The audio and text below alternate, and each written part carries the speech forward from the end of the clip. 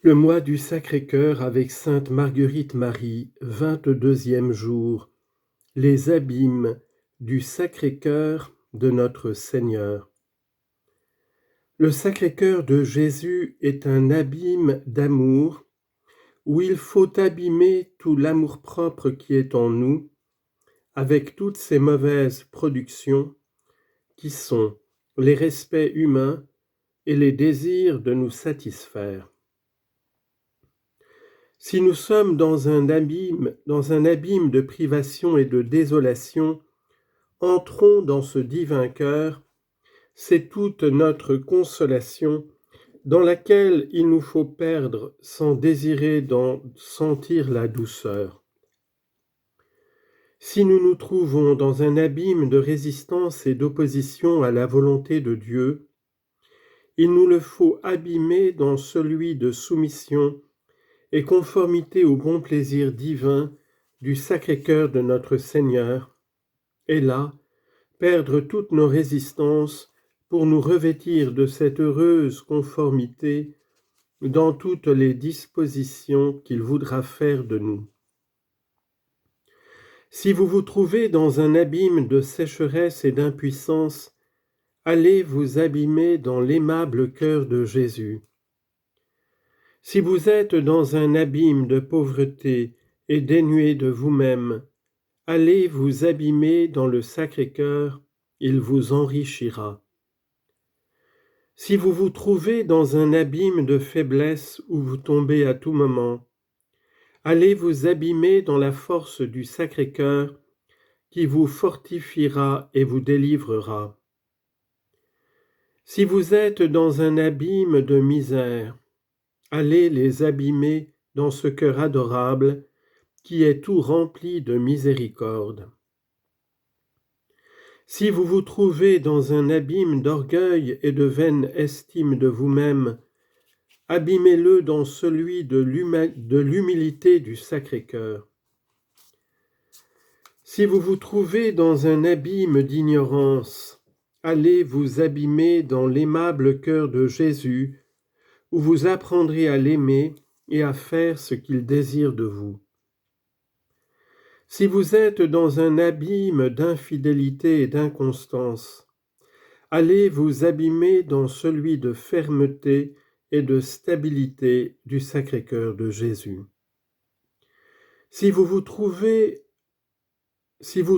en vous un abîme d'ingratitude pour les grands biens que vous avez reçus de Dieu, qui est une source de reconnaissance, allez vous abîmer dans le divin cœur qui est une source de reconnaissance de laquelle il vous remplira si vous l'en priez.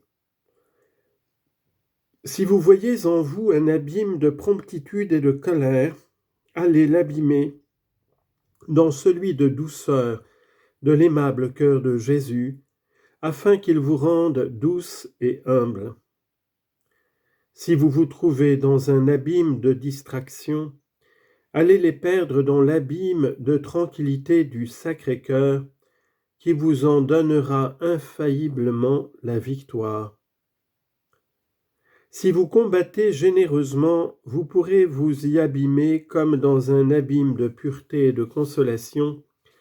Vous purifiez vos intentions et y consommez vos désirs et vos prétentions. Si vous vous trouvez dans un abîme de ténèbres, il vous revêtira de sa lumière, à laquelle il vous faut laisser conduire comme une aveugle.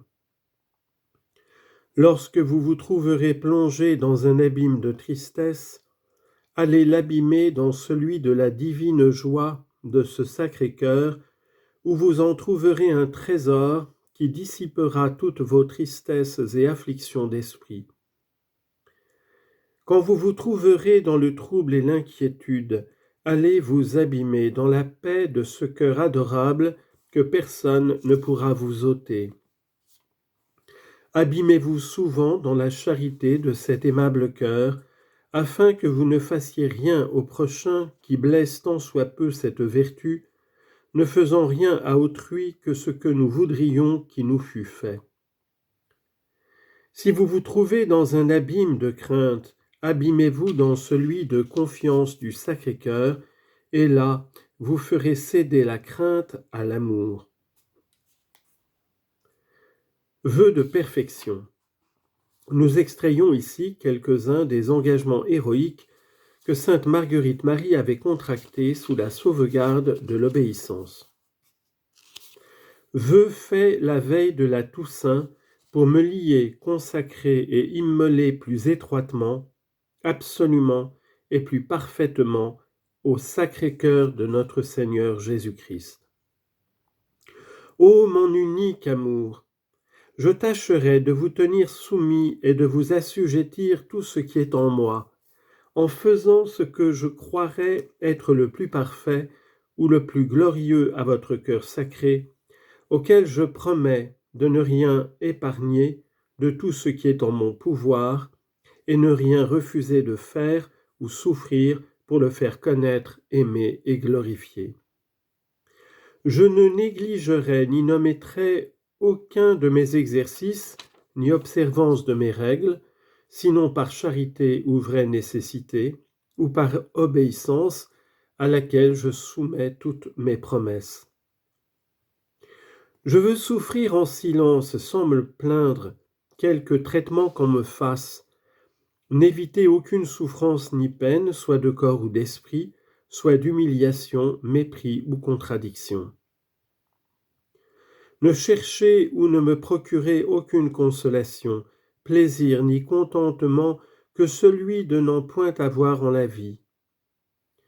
Lorsque la Providence m'en présentera, je les prendrai simplement, non pour le plaisir, auquel je renoncerai intérieurement, soit que la nature en rencontre, en prenant ses nécessités, ou autrement, ne m'amusant pas à penser si je me satisfais ou non, mais plutôt à aimer mon souverain qui me donne ce plaisir.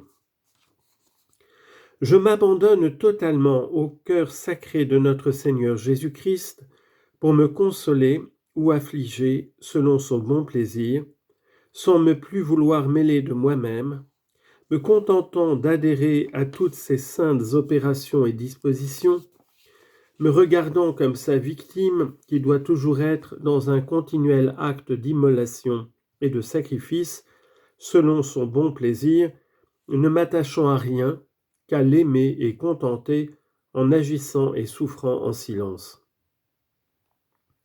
Je ne m'informerai jamais des fautes du prochain, et lorsque je serai obligé d'en parler, je le ferai dans la charité du Sacré-Cœur de notre Seigneur Jésus-Christ, en me mettant dans la pensée, si je serais bien aise que l'on me fît ou que l'on dît cela de moi, et lorsque je lui verrai commettre quelque faute, j'offrirai au Père éternel une vertu contraire du Sacré-Cœur pour la réparer. Je regarderai tous ceux qui m'affligeront ou parleront mal de moi comme mes meilleurs amis, et tâcherai de leur rendre tous les services et tout le bien que je pourrai. Je tâcherai de ne point parler de moi, ou fort courtement, et non jamais s'il se peut pour me louer et justifier. Je ne chercherai l'amitié d'aucune créature, que lorsque le Sacré-Cœur de Jésus-Christ m'y incitera, pour me porter à son amour. Je ne m'arrêterai pas volontairement à aucune pensée, non seulement mauvaise, mais inutile. Je me regarderai comme une pauvre dans la maison de Dieu, qui doit être soumise à toutes et à qui l'on fait et donne tout par charité. Je penserai que j'ai toujours trop. Je ferai attention à rendre mes actions et paroles glorieuses à Dieu, édifiantes à mon prochain et salutaires à mon âme, en me rendant fidèlement constante à la pratique du bien que mon divin Maître me fait connaître, qu'il désire de moi, n'y faisant point, si je peux, de fautes volontaires, et je ne m'en pardonnerai point sans m'en venger sur moi par quelque pénitence.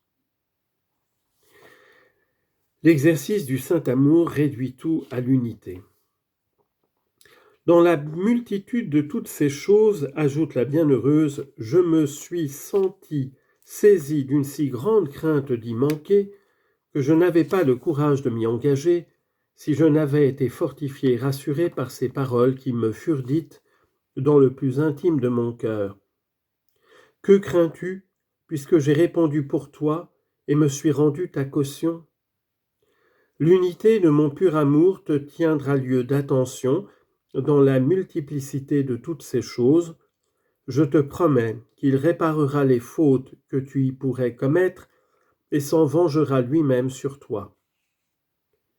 Ces paroles imprimèrent en moi une si grande confiance et assurance que cela serait que, nonobstant ma grande fragilité, je ne crains plus rien, ayant mis ma confiance en celui qui peut tout et duquel j'espère tout et rien de moi.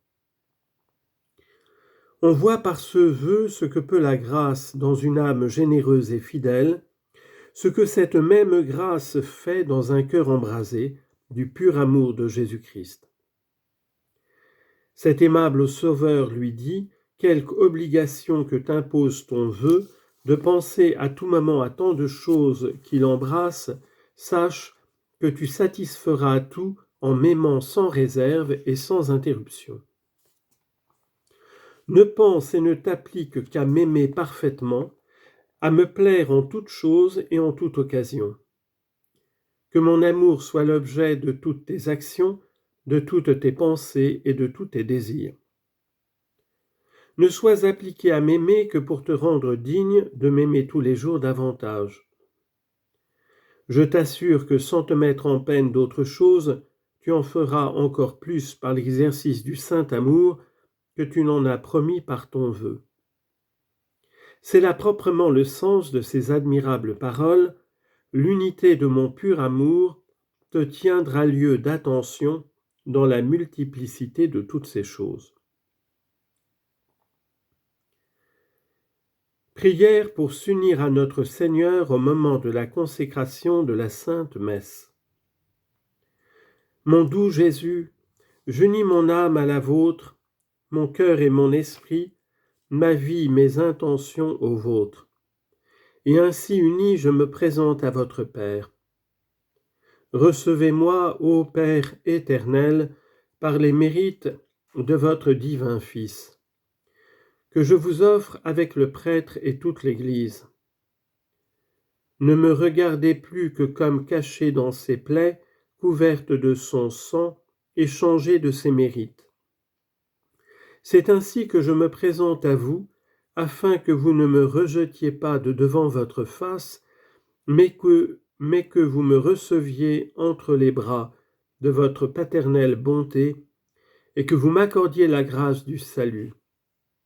Ô mon Dieu, je vous rends grâce de tous vos bénéfices, de votre mort et passion, et de l'institution de vos saints sacrements, spécialement celui de nos autels.